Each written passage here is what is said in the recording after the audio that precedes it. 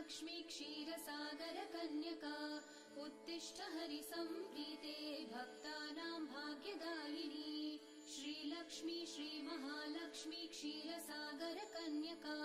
उत्तिष्ठ हरिसम्प्रीते भक्तानां भाग्यदायिनी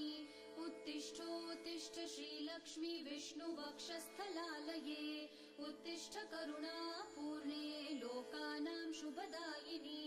उत्तिष्ठोत्तिष्ठ श्रीलक्ष्मी विष्णुवक्षस्थलालये उत्तिष्ठ करुणापूर्णे लोकानां शुभदायिनी श्रीपद्ममध्यवसिते वरपद्मनेत्रे श्रीपद्महस्तचिरपूजित पद्मपादे